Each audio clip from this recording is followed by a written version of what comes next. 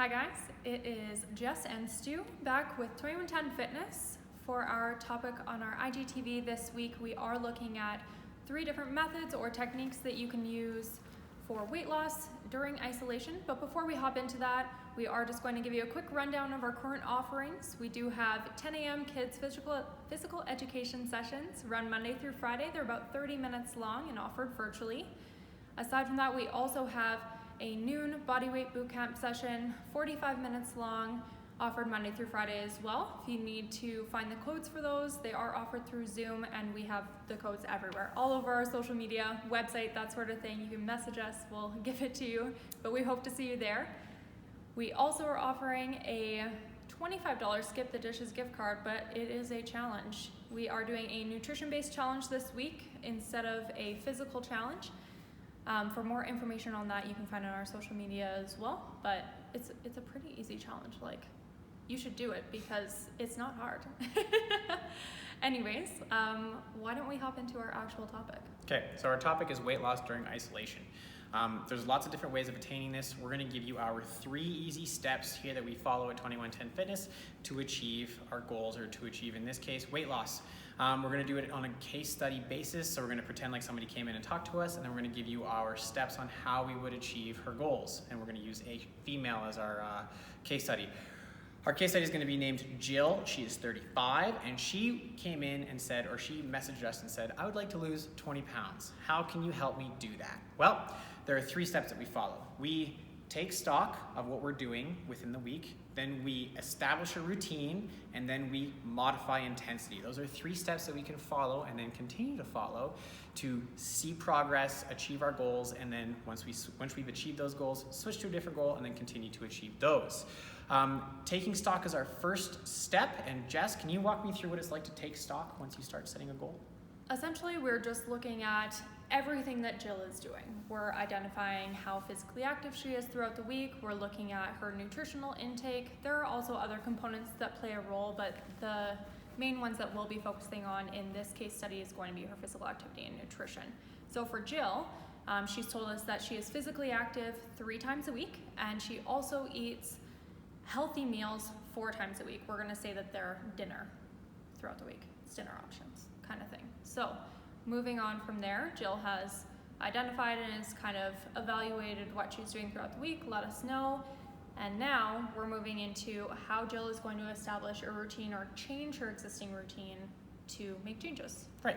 So step number 2, like Jess just said, establish a routine. So we know what Jill is doing per week. That's 3 workouts and that's 4 healthy dinners a week. Those could be on any days of the week. The first step we do is we say, okay, we've already got those 3. Let's pick days for those. Same with the meals. And then let's try to see if we can implement maybe 1 or 2 more of each of those things. So for this example, we go from 3 workouts to 4 workouts. Let's say that we go Monday, Tuesday, Thursday, Friday. That gives her 3 days of rest, 4 days of activity, and that allows us to see an increase in her activity level. The second thing that we would do is say, okay, you've got 4 days of healthy eating, 4 evenings of healthy eating.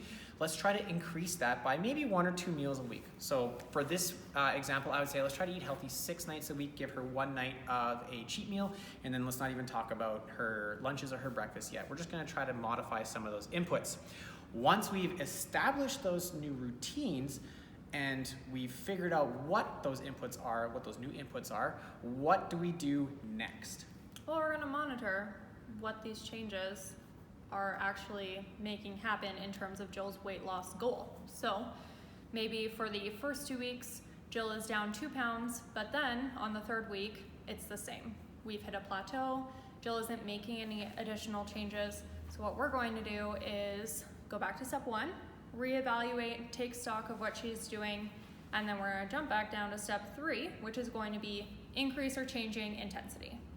And how Jill this week is going to change or increase her intensity is going to be through her physical activity. Maybe Jill is comfortable with adding an additional workout session throughout the week, or we're going to look at her total caloric burn in those sessions and see if we can increase it some.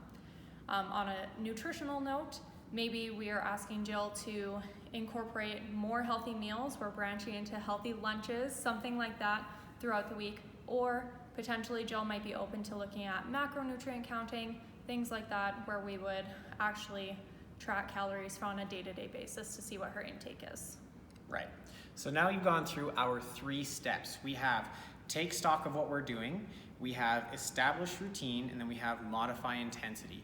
Those are like the 3 pillars that we build almost all of our our goal achieving scenarios around. You can then use those same exact steps to do almost anything. In this case, we focused on Jill, who doesn't really want to track macros, but she does want to make a change. And we're trying to figure out how we can get her to that point without really putting the weight or the stress of tracking macros onto her. Now, if you're comfortable tracking, that's totally fine. That's an entirely different topic, and we will speak to that. But for this case, we're trying to find a way to get her to those goals where she explicitly said, or she has mentioned to us that she doesn't want to do it like that. We're looking for a sustainable option or sustainable routine for her to find those changes.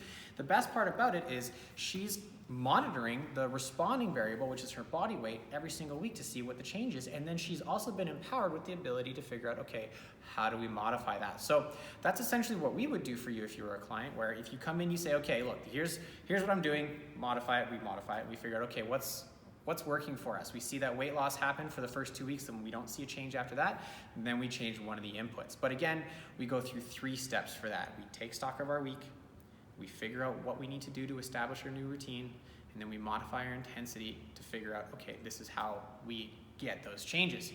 And that's our 3 easy steps to weight loss during isolation. Tune in next week for another topic on calorie counting and macro coaching. And then also make sure you take a look at our Instagram and our Facebook and all of our socials for Zoom codes, Zoom IDs, and any other challenges that we're doing. We do weekly challenges for you. But thank you so much for tuning in, and we'll check out you guys next week.